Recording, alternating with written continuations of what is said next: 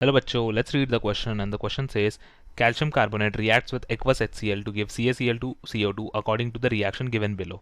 A reaction has CaCO3 reaction with HCl gives CaCl2 CO2 and H2O. What mass of CaCl2 will be formed when 250 ml of 0.76 molar HCl reacts with 1000 gram of CaCO3? Name the limiting reagent. Calculate the number of moles of CaCl2 formed in the reaction. ये हमें बताना है.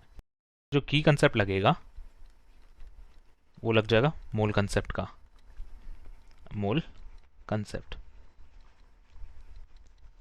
तो सबसे पहले तो हमें दिया है क्या, हमें दिया है मोलैरिटी गिवन है, तो हम यहाँ से क्या कर सकते हैं, number of moles of HCl calculate कर लेंगे क्योंकि हमें 1 लीटर ऑफ सोल्यूशन दिया है. तो यहाँ से हम क्या बोल सकते हैं, number of moles of HCl will be equal to molarity multiplied by volume. तो यहाँ से हम क्या बोल सकते हैं इजीली कि number of moles of HCl would be equal to 0.250 multiplied with 0.76, which comes out to be equal to 0.19 moles. ये जो है 0.250 इसीलिए हुआ क्योंकि हमारे पास कितना दिया है, 250 ml दिया है 0.76 मोलर HCl का. तो हम इसको लीटर में कन्वर्ट करके हमने मोल्स ऑफ HCl कैलकुलेट कर लिया है. और हमारे पास दिया है mass of calcium carbonate which is equal to 1000 gram. So number of moles of CaCO3 will be equal to 1000 divided by 100, क्योंकि ये क्या हो जाएगा, ये ग्राम है और ये ग्राम पर मोल है, यानी mass divided by molar mass इसका फॉर्मूला होता है. n यानी नंबर ऑफ मोल्स का formula is mass divided by molar mass. So from this we can say that the moles of CaCO3 is 10 moles. Now moving forward, according to the equation 1 which we have, 1 mole of CaCO3, ये जो है हमारा equation 1 है, तो 1 mole of CaCO3 requires 2 moles of HCl. Hence for the reaction of 10 moles of CaCO3, what we can say, so 10 moles of CaCO3 will require 2 into 10, which is equal to 20 moles of HCl.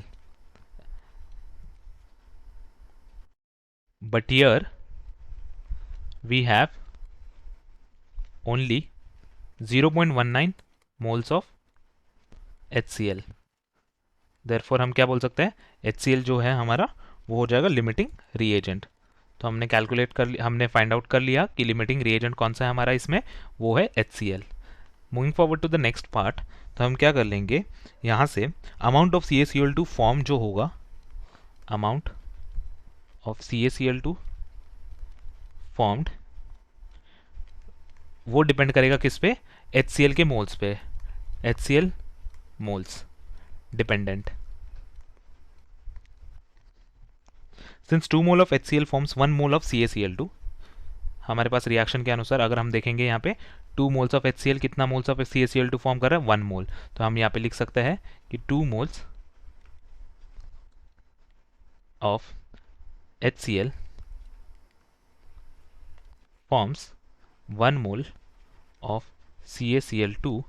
therefore 0.19 mole HCl will form 1/2 multiplied by 0.19, which is equal to 0.095 moles of CaCl2 is formed.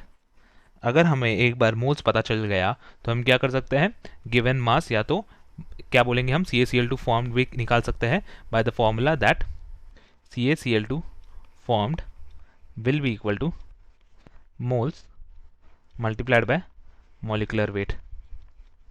और moles हमें मिला है 0.095 और molecular weight जो होता है CaCl2 का, that is 111. So this comes out to be equal to 10.54 gram. So the final answer, that is CaCl2 formed, is 10.54 gram, and the limiting reagent is HCl. Hope you have understood it well. Best of luck.